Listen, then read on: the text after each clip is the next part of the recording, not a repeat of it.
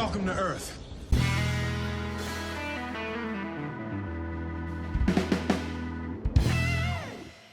Welcome back to our channel, Cinema Drinking Buddies. In today's video, we are going to be going over Independence Day. Today, we celebrate our Independence Day.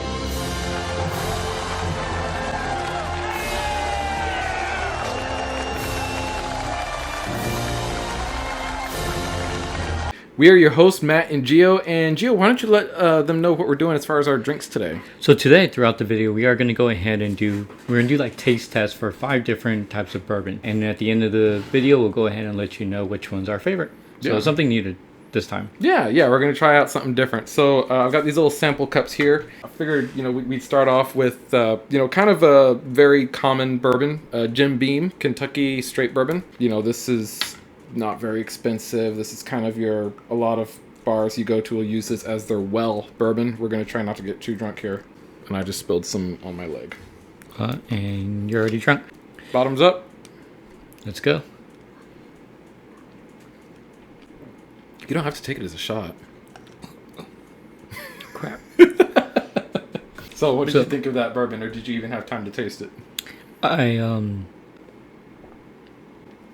did not go as smooth as I hoped it would. You want a little bit more? No, okay. So what'd you think? It's fine. I feel like it's more of a mixer than one that you would just sip, I don't think that I would ever just sip Jim Beam. Yeah. Maybe I'd shoot it like you after I've had a few drinks. But I don't think that Jim Beam is one that I would just kind of, sip as a daily drinker bourbon. Yeah. Doesn't seem like it's that type. Yeah, and the bourbons we're going to be sampling today are they're not really any sort of high dollar fancy bourbons. They're just kind of, common bourbons that you'll find in your everyday liquor store, that you might find in your friend's liquor cabinet. Bourbons that people, might have at their home, even if you're not a bourbon person. So that was Jim Beam, and, we'll be trying out some more here later in the video. All right, so we'll go ahead and get into the directors here of Roland Emmerich. He's a well-known person for doing a lot of disaster movies. He did Day After Tomorrow, 2012. He also did Stargate and also Godzilla. It was produced by Dean Devlin, and they're basically one and the same. So each movie that he's been into, he did quite a few of the same movies. Yeah, and this movie has a pretty big cast of stars here. We've got Will Smith playing Captain Steve Hiller, Jeff Goldblum as David Levinson, Bill Pullman as President Thomas Whitmore, Vivica A. Fox as Jasmine Dubrow, Randy Quaid as Russell Case, and Jude Hirsch. I'm not sure if it's Judd or Jude. I think it's Jude. Or maybe Judd. Judd? I think it's Judd. Judd Hirsch as Julius Levinson. So the movie starts off with a large ship going over the moon. We meet David Levinson. He works at a television station. He finds out about a series of codes and signals. While this is happening, smaller ships starts dispersing from the larger ship. So more and more sightings of the ship is being seen all over the world. David notices that the numbers are reducing itself after each relay, and then starts realizing that soon it'll become to zero in a shorter period of time. My God, I gotta call my brother. I better call my housekeeper. I gotta call my lawyer. Forget my lawyer. We are then introduced to Jasmine and Steve after seeing the ship. He is then called in because he's in the military. After David attempts to warn Connie, his ex-wife, him and his dad travel to DC to warn him.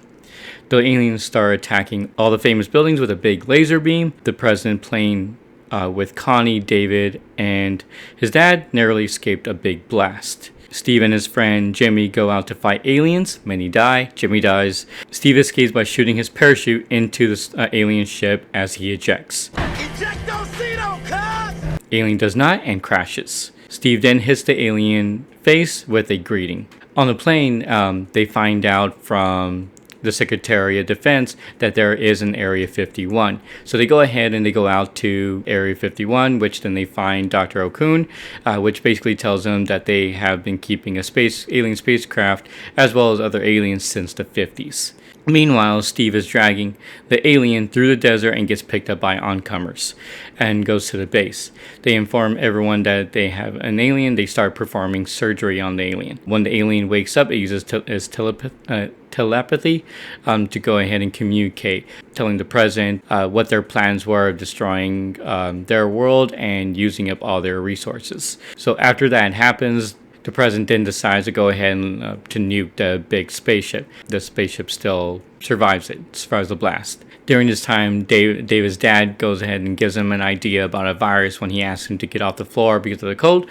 He then goes ahead and goes through and creates a virus for the spaceship, basically a computer virus. So he goes ahead and knocks down the alien defenses.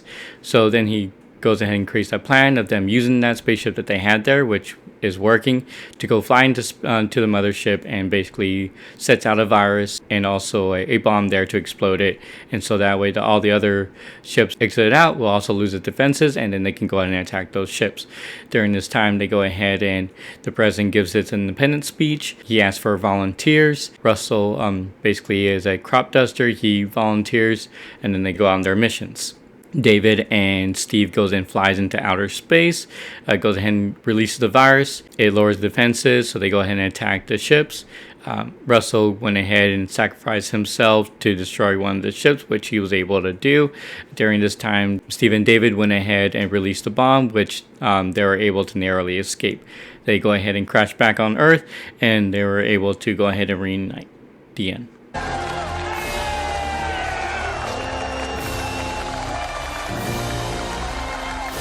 All right, well, thank you, Gio, for that synopsis. Oh, yeah. And I think it's time for another drink. All right. So this time we're going to be using clean cups here. We're going to be trying Maker's Mark. This is Maker's Mark Kentucky Straight Bourbon Whiskey. Again, very common bourbon, one that you might find in someone's liquor cabinet. And Gio, just so you know, you don't have to shoot it. I mean, it's not a lot, but it's you can take a couple of sips with it. We're trying not to get drunk, which is why I'm not pouring a lot. And, we're going to be trying 5 of these. Here you go. Okay. Cheers. Cheers.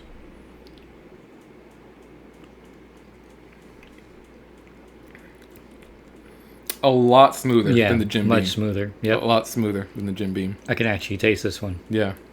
Well, it's because you're actually trying to taste it this time. Oh, yeah, that's true.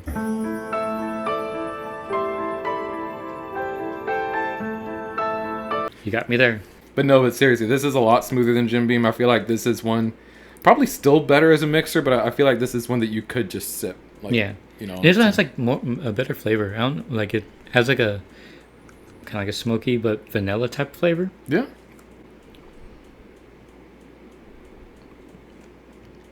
I like that one a lot better. Mm. One of the main things that they bring up in this movie, or that comes up in this movie, is the virus that they implant in the mothership in order to,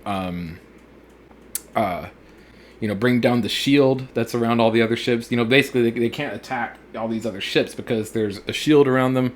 Even the little fighters that they send out have shields around them. So, until they get the shield down, they're basically SOL.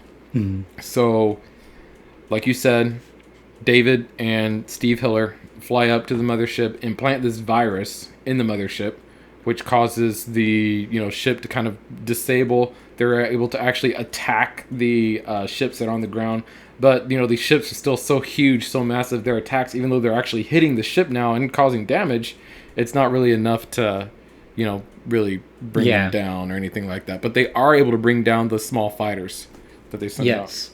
So that's one of the biggest thing about it is that, and I didn't mention that in the synopsis, so there's a bunch of different smaller ships. They're still pretty large. They're like a regular fighter jet sized ships, but they're like, seems to be thousands of them. Mm-hmm. And so they're able to go ahead and knock them down. That's the first type of fight scene that they had. That's the reason why they were losing so badly, because they weren't able to knock them down. So when the virus went in, and they were able to go ahead and start having a better fight. One thing to mention about this virus is, computer viruses, just from my extremely limited knowledge on computer viruses, is that they're very they attack specific types of programs, and you have to know like the program that you're attacking, right? Mm-hmm. So like he had this ship. They had this ship that they were like studying or whatever. They're at Area 51 that he was able to work with, but he was able to come up with this virus very quickly using his own computer, and he's somehow able to connect his computer to the ship's computer and just give it a virus, like in what seemed to be a very short amount of time. Like in like, you know, this whole movie takes place in, you know, 3 days. Yeah. And all of that happened. There is a time frame on that in the movie. Yeah, and all of that happened in 1 day. So like, you know, it just seemed almost too easy. Yeah. To you know, be able to do that. And so without the deleted scene, it doesn't show him actually connecting to the ship. Yeah. It just shows him like waking up the guy and saying, "Hey, wake up, we need to get to work." And then the next morning you're like, "Hey, we have this. I have a virus now."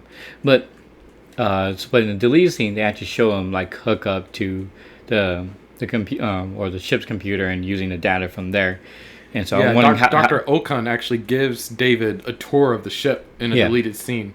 You know, Dr. Okun is there. It shows like that signal pattern that David found, you know, earlier. And it's there on the ship. And Dr. Okun says, "Yeah, we don't know what to make of this." And David opens up his computer and shows him this is the same signal that he's been, you know, tracing and tracking. So, you know, David has kind of, you know, I feel like that was a good scene. Yeah, and it shouldn't have been left out. It makes it kind of flows a little bit, but I can see why, because it's already like a 2 hour and something odd minutes. So it kind of makes sense why they take it out. But I still feel like there's that piece is a little bit more important than other pieces in the movie. It kind of works to fill that whole virus plot hole that you don't get just from the regular movie that you'll watch, you know, on TV or see in theaters. Yeah, so, I mean, like, how do you connect to the ship from his laptop? Did he use, like, a USB-C? Did they even have USB-C back then? I don't know if they had USB in 1996. See, so that's an interesting look at it, too. Yeah. Not only the virus, just how do you connect it? And so he was able to find this virus, and what if the ship had a virus protection on there? Yeah, you know, what if the ship, you know, came with, you know, McAfee trial for 3 years, or, you know, exactly. Like when you buy a new laptop, you know, it comes with that McAfee trial. Yeah. You know, what if it was a Mac? You know, those things don't get viruses. Like, it was very, I guess, convenient. And without that deleted scene actually showing him going into the ship and studying the ship's computer and things like that, it just questioned it more and more. Yeah, it just you question more and more, like, you know, how did he even know how to plant a virus? Like, because for all we know, he's never even been on the ship. You know, without watching that deleted scene, you know, we don't know that he's been on that ship. We don't know that he's actually gone in there and, you know, looked at the computer system and studied it. So, you know, it's kind of, you know, take it with a grain of salt type of thing. Yeah, and I think it's just it's the movie trying to say like that this guy is very, very smart, and he's basically working at a TV news station, right? Yeah, he's like a cable guy. Yeah, so I mean, doing that is like saying that he's beyond, he knows what he's doing, he's very smart. He even tries to get his ex-wife said like something about a job offer, he could be working anywhere, but he just chose not to. So yeah, well, it's said that he went to MIT. Yeah. So like, you know, you got to be smart to go there. Yeah. And I don't know if it's a TV station or a cable company he works for, but regardless of what it is, you know, it's I think it is a cable station, because I was thinking about when that scene came up in the beginning, it was like I was thinking about the cable guy. So it's probably a cable station. Yeah, it probably is a cable company, but still, like, you know, something. It's not a cable company. Isn't a place where you would expect to find a MIT grad. At least not, you know, the cable repairman. You know, maybe the you know, a little bit higher up. Yeah, like the executive engineer or something. But yeah, it was just kind of it was convenient. It made for a good movie. I mean, I don't think the whole virus thing made it a bad movie or any less believable than it already was. I mean, it made for a good movie, and it made for an exciting scene when they went up there in that ship and planted the virus and then set off that bomb. You know, it worked. Yep. So the reason why he was able to go ahead and study this ship here is actually it crash landed in the 50s. So because of the ship and all the aliens that were there, so it basically brings in a lot of people's theories about Area 51, the Roswell landing, and seeing if they were actually a real thing or not. So this movie kind of extends on that. It extends on the fact that yes, Area 51 is secretive, but it's an actual thing. New Mexico and that part of it. Right? Yeah. Yeah. Like all these sort of like conspiracy theories that, you know, people have come up with over the years, like, you know, the Roswell landing and that the government's covering it up, and Area 51. You know, this movie basically, you know, for the purposes of the movie, confirms that, you know, these things are real. You know, Area 51 is real. There actually was an alien crash landing in, you know, Roswell, New Mexico. That's how they have this ship. That's how they have, you know, those alien bodies that they were studying. That's why, you know, the government, you know, pays, you know, $20,000 for a hammer, because, you know, 19,995 of those dollars are going to just funding the secret base. The secret base that even the president doesn't know about. So the movie tells you that, you know, these aliens, when we see them, you know, showing up at the beginning of the movie and sending down all their ships, that's not the first time they came to Earth. Yep. Like, they've been doing some recon work.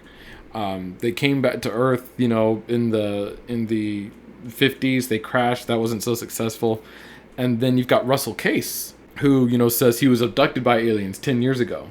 So, I mean, that could be another part where they came to maybe, you know, study humans or whatever the case may be, or, you know, recon. So it seems like they advanced more. So they went ahead, crash landed, didn't work out. So it seems like they came back with more advanced tools. So that could be something they never fixed the whole virus thing, but that's beside the point. So computer viruses weren't a thing back in the 50s. Oh yeah, that's true. in that thought that alien sent to the president when they were, you know, communicating, that they go from planet to planet using up all the resources. So, you know, they're going to send recon teams out to, you know, basically determine, you know, is this planet, like, you know, good enough to go ahead and invade? Yeah, and are the inhabitants a threat to us? They decided that no, we're not a threat, and went ahead and invaded, just based on their other stuff. And you know, that kind of brings up Russell Case too, because you know, he's adamant that 10 years ago I was abducted by aliens, and he's this crazy guy, you know, so no one really takes him seriously. But at the end of the movie, he's not, you know, sounding so crazy after all these aliens show up. So, I mean, do you think he was actually abducted? Or do you think that, you know, he's just a crazy guy who made up that story, and by coincidence these aliens start showing up? I don't. It's one of those things because in the beginning of the movie you think he's crazy, but then like as you start questioning it, like, oh well, there's aliens coming in, and so you start questioning like, oh, does he really know or does he not know? But I think he was actually abducted at one point. And that's why he's crazy. Yeah. So it's just basically doing those tests and whatnot, and that made him be that way. Yeah. He kind of got his post-traumatic stress from it. Yeah, because it talks about how he was in Nam, that he fought in the Vietnam War, and you know that could account for someone kind of being, you know, how he is eccentric, you know, just, you know, because that's a traumatic experience. But we realize, you know, as the movie goes on, that no, the way he is really stemmed from this alien abduction that happened to him, you know, 10 years prior, and it's these aliens, I'm sure, you know, studying the human race. And whenever the aliens did come in, it wasn't a surprise for him. If he was making the story up, he would still be like shocked. Oh, I can't believe they came by. But he didn't do that. He was like, oh, well, I know they're going to be coming back sooner or later. Yeah. And this is it. So he was very casual throughout the whole entire movie, like knowing exactly what they were going to do. And I think he was surprised at the like destruction that they brought. Yeah. But I don't think he was surprised that they actually showed up like a lot of people were. You want another bourbon? Yeah. All right. Third test. Clean cups. This time we are going with Wild Turkey, Kentucky Straight Bourbon Whiskey. It's worth mentioning that everything that we've had so far I believe. Well, this is 45%. Dang. Sounds probably less. This is 40%, yeah. So the Jim Beam is 40% alcohol. This is 40. The Maker's Mark was 45. This is 40.5, so 81 proof.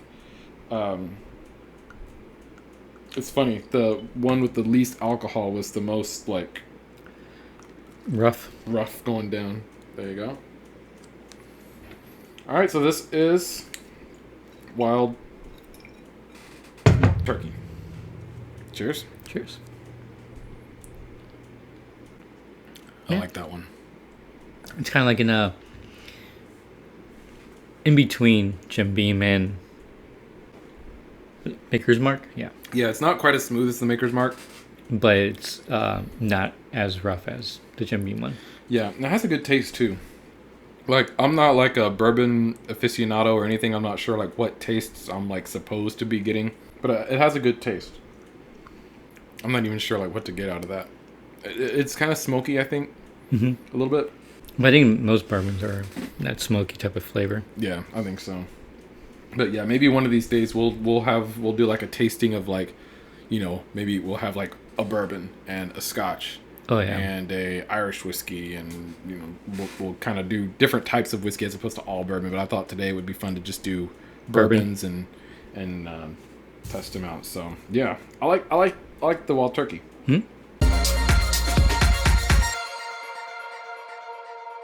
So I'd like to go ahead and discuss about the characters' reactions to the arrival of the aliens. Each group of people were different in the movie. So there were some that were just screaming, packing up quickly as soon as they saw the ship, leaving out of town, a lot of destruction. Some started rioting. Basically, a group of people were up on top of buildings welcoming with signs and saying, welcome here, come here. And the reason why I was going to talk about that is because it kind of like relates to today. A lot of them will either film with their phones, or someone would just up and run, or other people will go a little bit more erratic in seeing something in that part. And so that's something that is a very interesting aspect of how they incorporate that to what may actually happen in the real world. So this movie was very patriotic. If you're an American, you probably loved this movie. This movie basically was... This disaster was happening all over the world, but it was viewed through the eyes of the United States. We saw cities in the United States getting destroyed. We saw military bases in the United States getting destroyed. We heard about things happening in other parts of the world, but they were just sort of like... The only reason we know about this is because they were just sort of casually mentioned here and there that they were happening. Everything was through the eyes of the United States. The United States military was involved. The United States president was one of the main characters. The president actually went up with the rest of the pilots and fought in the last battle, which you don't really see presidents do in a lot of movies, and you certainly don't see that in real life. The movie takes place on July 4th, Independence Day, and that final speech that he gives at the end, where he says, July 4th, this is not just an American holiday anymore. This is the day that, the world declared, all over that, we will not go quietly into the night. We won't, go down without a fight. This is our Independence Day.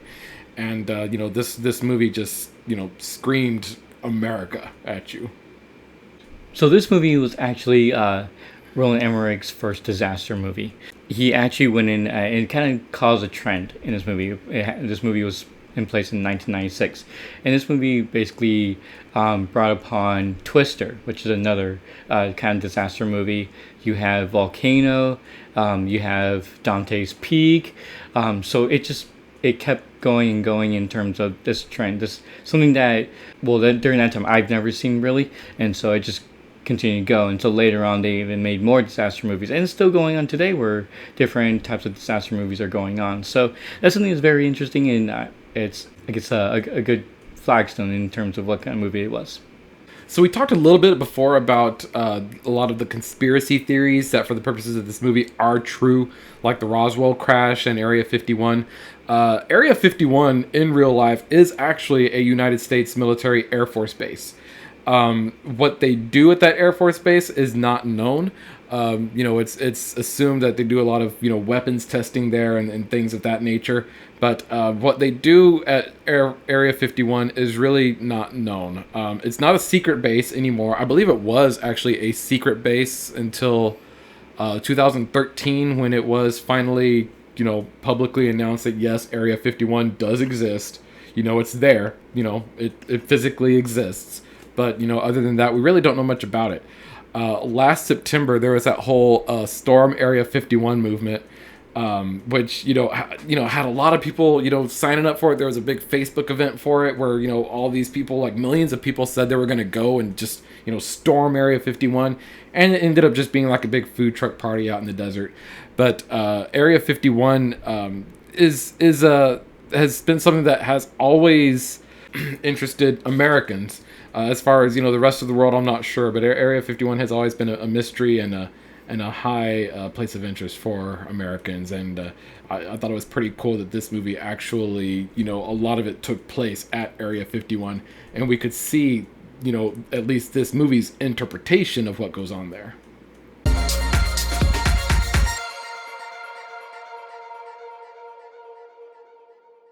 All right, Gio, are you ready for the fourth bourbon? Yep. All right, so for the fourth bourbon, I've got this little bitty bottle here of Woodford Reserve. I don't know how well you can see that, but it's Woodford Reserve. The reason I have this small bottle is because I've actually never tried this before. And when I haven't tried something, I always buy the small bottle just in case I don't like it. I haven't, spent all this money on a larger bottle. So, you and I are going to try this together. Have you had this before? Nope, I haven't. So this will be your first time for both of us. Awesome. So we're going to go ahead and give this a shot. Pun intended. Actually, the pun wasn't intended. I don't know why I said it was intended. There you go. All right. Cheers. Cheers. Woodford Reserve. So this one, I've been doing the proof. This is 45.2% alcohol, 90.4 proof. So this is actually the strongest one we've tried yet. 42%? 45.2%. Oh, 45.2. So 0.2% more? Yep. So this is the strongest one that we've tried over Maker's Mark. That's basically like half of that bottle big. Yeah. Ooh. That one's a little rough. That one's different. It's definitely different. It smells sweet, but you can't really taste it. Yeah, as far as like the roughness, this is probably up there with the Jim Beam. Yeah. I think Jim Beam's still stronger, but this is a close second. Yeah.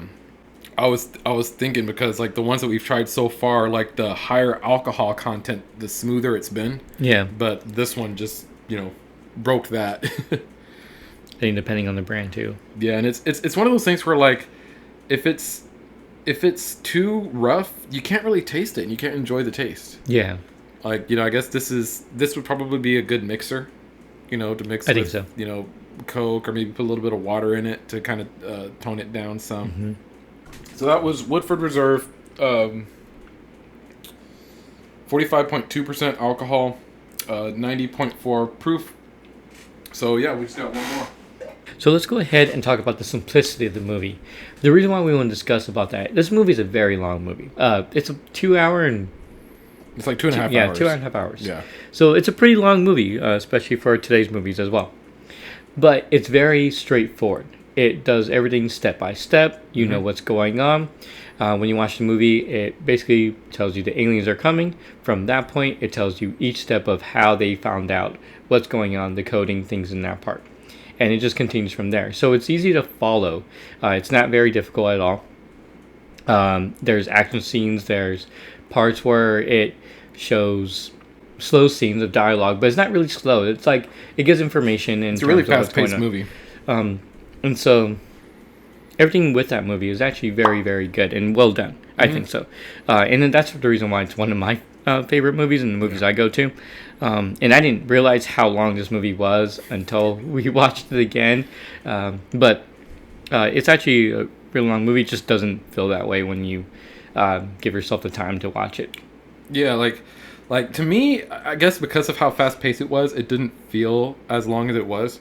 Like it didn't feel like a 2.5 hour long movie to me when I watched it. I think just because everything moves very quickly, there aren't really any dull parts or like slow parts in it. Like you said, yeah, there are some parts where there's just kind of conversation going on, but there's always something happening in the movie. And one of the reasons we wanted to bring up the simplicity and straightforwardness of this movie is because we were having a little bit of difficulty coming up with things to talk about for this movie. And, you know, we think back to movies like Joker and Rise of Skywalker that had like so many things going on. Like those were not simple, straightforward movies. There was a lot of depth to those movies. And so when you come up with movies like that, it's easy to find stuff to talk about, and it's easy to, you know, just kind of keep going and going and going. Yeah. A movie like this, it's simple, straightforward. That doesn't mean it's bad by any means. This is one of my favorite movies ever. And it gives you everything. You're not left to wonder, oh, well, you know, what about this? Or, you know, where's this character going to go? Or, you know, what happened to that guy? Or, why did that happen the way it did? No, it doesn't really raise any questions. It's just, you get what you get with it. And I like that. I like that a lot. I like just being able to sit down and watch a movie and just have fun watching the movie and not have to think about, you know, why this is happening or, you know, the hidden meaning behind it all. It's that the term of popcorn flick. It's exactly like that. Yeah. It's basically a disaster movie. You don't have to worry about. Now, of course, from what we mentioned before, that they do have its I'm not gonna say flaws, but where like parts that we can discuss about. But it works out well. You can easily follow it, you can watch it. If you miss a part, you can easily catch yourself back up again. So it's really well done. Yeah, if you miss a part, you can easily catch up with it, but at the same time, like you don't feel like any. At least I don't feel like I watch this movie and I see a scene from the movie and I'm like, why is this scene here? By the end of the movie, I cared about these characters. Russell Case, you know, he's introduced to us in this movie as just, you know, this kind of crazy dude, you know, who was, you know, he claims he was abducted. You get the idea that his kids don't really, you know, respect him that much. I think they're his stepkids, actually. But you get the idea they don't respect him that much. But, you know, you kind of care about this character. And at the end, he is, like, you know, one of the heroes of the movie. Yeah. You know, David Levinson, you know, finally gets his chance to save the planet. You know, throughout the whole movie, he's, you know, recycling. Always wanted to save the planet in terms of like, and that's the reason why sometimes he got upset, because when they act on something that may destroy the planet when he's trying to rescue it. So when they give him this opportunity, he took it right away. It wasn't like, oh no, maybe or not. Just he instantly like, yes, let's go, let's do this. Yeah. So he was very excited to do, because that's what he always wanted to do. And you're right about Russell, or Russell Chase. Russell Case. So in the end, his kid basically respected him. Yeah. Like, oh yeah, I know he's my dad. I know. So. Yeah, and he was proud of him. Yep. And you know, Russell's kind of, you know, redeemed himself. They each had their personal, like their personal thing that was, you know, sort of accomplished. You know, David's whole thing is he's trying to save the planet. He does it. Yep. Steven's, you know, thing, he's trying to be an astronaut. There was a scene early in the movie where he got a letter basically saying that he was, you know, despite his, you know, excellent service record, you know, they're not going to, you know, have him be in the Space Force. Yep. And then, you know, what does he do? He gets to go into outer space to take down this ship. Russell, you know, these aliens abducted him 10 years ago and he's never been the same since. And he finally, his last act was basically, you know, a payback. Is a payback to these aliens. So, you know, these characters that, you know, have this goal or this ambition, you know, or they have been wronged in the past. You know, they at the end of the movie they've all redeemed that wrong or showed some type of courageous moment. Yeah, they've met their goal. You know, they've lived up to their ambition, whatever the case may be. And that kind of reminds me a little bit too of the president too. Mm-hmm. Towards the beginning of the movie when he's talking with Connie, which is one of his staff members, she was reading off newspapers, and in the newspapers saying that he was too young or he wasn't experienced enough. But then he does this courageous moment of flying with everybody. So it basically showed like, hey, like, yeah, one of them actually said they elected a warrior but they got a wimp. Yeah. And then at the end of the movie, he was a warrior. Yeah. He went to war with all the other pilots, all the other soldiers, and he flew a ship and he flew his plane, and he was part of that. He did it. So I think all of these characters redeemed themselves and all of that by the end of the movie, and it's a good movie. It's just a fun movie to watch.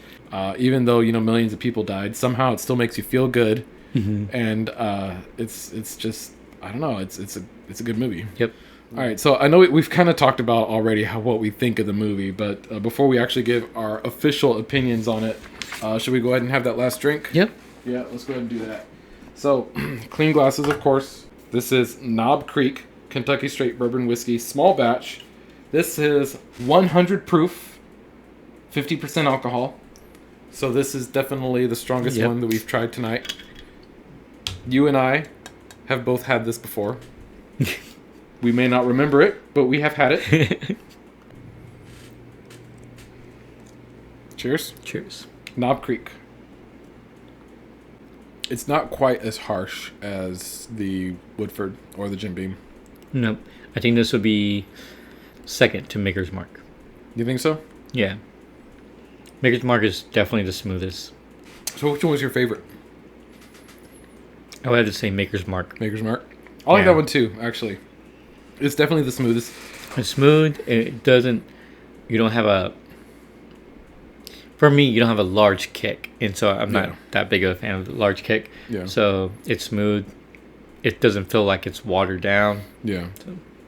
Yeah, I think so too. Because like when I sip a bourbon like this, I'm looking for one that I can just sip, by itself. And I think the Maker's Mark is definitely the best one to do that with. Maybe even the Wild Turkey, to an extent. That the Wild Turkey is probably my second favorite behind the Maker's Mark. But the Jim Beam, the Woodford Reserve, I would probably only use those as mixers. I think this one will work really good as a mixer as well as the Wild Turkey, actually. This one you probably should use as a mixer because this is 100 proof. Yeah, of course. But I'm just saying, like, it would be good as a mixer. Yeah, like you can just a taste of it. This one has a really good taste, and this one will get you messed up real fast. But I think if I was going to rank them, my rank would be Maker's Mark number 1, Wild Turkey, Knob Creek, Woodford, and then Jim Beam. Yep. I guess my order would be Jim Beam last and whatever's Jim Beam last and Maker's Mark first, and then whatever's in between. So it doesn't really matter. Yeah, I got you. We've talked about what we thought of the bourbons. We're fans of Maker's Mark. They don't sponsor us or anything, guys. This is our real opinions on what we think. We have like 6 subscribers. All right, no one sponsors us. Okay, so I don't know. Maybe by the time this video is uploaded, we might have 8. But no one sponsors us. Is what we're getting at. So these are our real opinions on what we think of these bourbons. So that's what we thought of the bourbon. What did you think of the movie? The movie's actually really good. I enjoy the movie. This movie is one of those movies I always go back to, whether it's a couple of months, a couple of years, a couple of decades. Yeah. I always go back to this movie all the time. So it's always good. And I'm not... Well, I can't say I'm not a huge Roland Emmerich fan, because every Roland Emmerich movie I've seen, I've enjoyed. So it's kind of hard to say, like, I'm not a big fan, but I've seen all your movies and I like them all. So yeah. Well, it's like Roland Emmerich, like, I didn't know who he was until we did this video. Like, I had never heard the name Roland Emmerich before, and then when I looked at the list of movies he had done, I was like, okay. Like, I had seen a bunch of them, Stargate, 2012. Let me borrow your notes because I kind of threw mine away. But yeah, he did Stargate 2012, The Day After Tomorrow. We were talking about actually doing one of those next. Yep. But Stargate's a favorite of mine too. Which I've never really seen Stargate. Yeah, that's not a disaster movie. It is a sci-fi movie, but it's not a disaster movie. But yeah, I mean, those are movies that I enjoy. So we may have to dive into Roland Emmerich's body of work here. Yeah. After a while, but no, this has always been a favorite of mine. This is probably like a yearly watch for me, Independence Day, just because I don't know, it makes you feel good. You know, and I like those feel good movies. So I don't know. This is one of my favorite movies, and I know this is the first movie we've done for July, but you know, this might be my favorite movie of the month for July, even after we watch, you know, whatever it is we're going to watch the rest of this month. For me, it's a personal favorite. It's up there, yeah. Yeah. Right. Well, that's basically our opinion on the movie and the drinks that you saw in front of us. Please subscribe, comment, like. It's always a great help. Yeah. Follow us on Twitter at Buddy Cinema.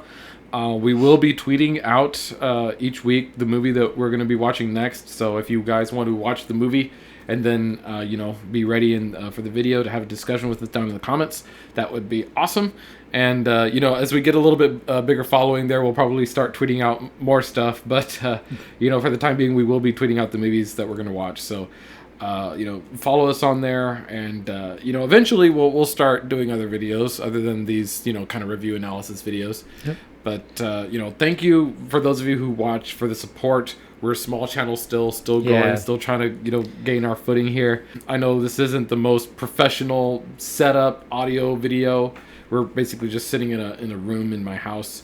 But I mean, that's what it is. Yeah. It's just something we're doing for fun, and hopefully you guys enjoy it. And we'll see you guys next week. See you next week. Yep. Bye.